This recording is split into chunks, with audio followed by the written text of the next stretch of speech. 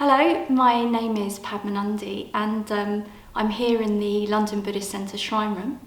So for those of you that have been undertaking the meditation challenge, we're moving into week 3, which is about absorption. So we're going to be exploring that in the week ahead. And I'll be talking a little bit more about that as the video goes on. But I just thought it'd be helpful if we recap weeks 1 and 2, which has been interest and commitment, because in a way it's not like you put down interest and put down commitment and move into absorption. So in interest, we're moving from an abstract notion maybe of, well, I think meditation is going to be good for me, into actually getting interested in our experience. And then in commitment, we're sustaining that interest. Okay, so what then is absorption? So absorption is where there's a continuity of purpose in our experience, and we may be experiencing that in terms of a stilling of our body and mind in meditation. And there'll be more ease, and there will be energy, but it will be a calm energy, There's a coming together. And the Buddha used a simile of water and soap blending together.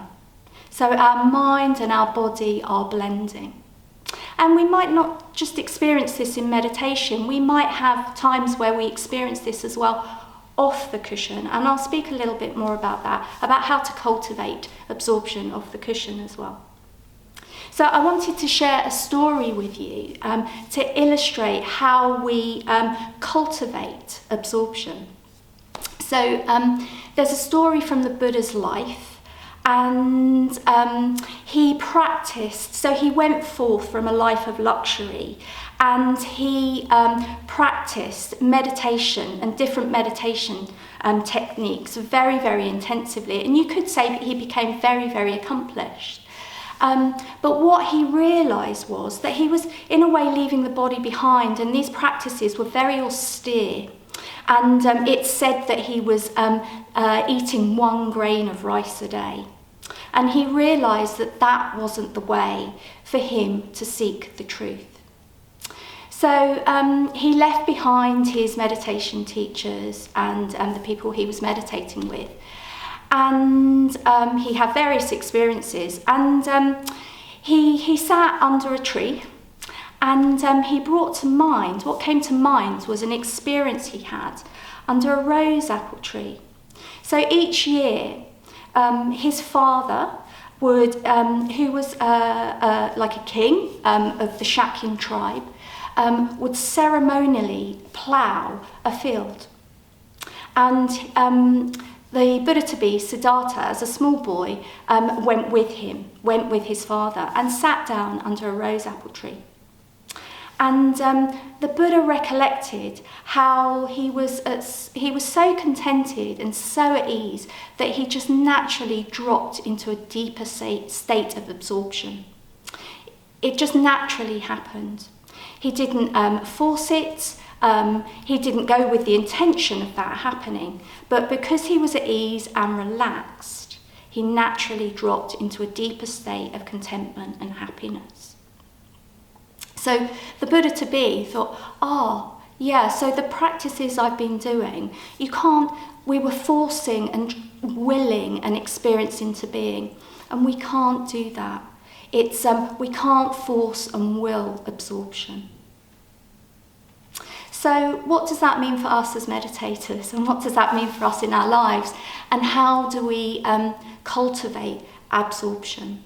Recently in London we've had some really, really beautiful sunrises, very clear sky, lots of beautiful colours and quite a deep frost. And a very good friend of mine who loves being out in nature said that she was looking at the frost and was really, really deeply moved to the point of tears. And there was something about her experience, I think, where she was just really engaged with what was going on.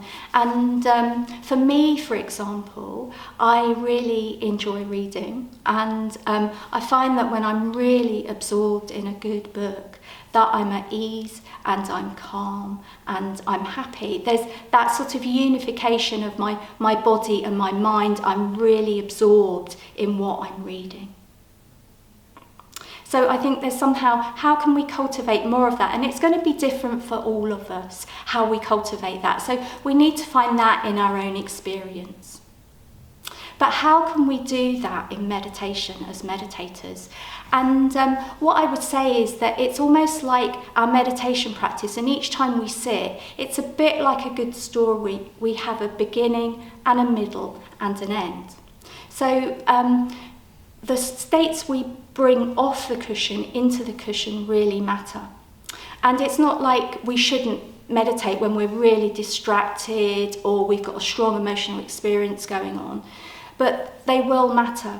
So how we set up and prepare for meditation is just as important.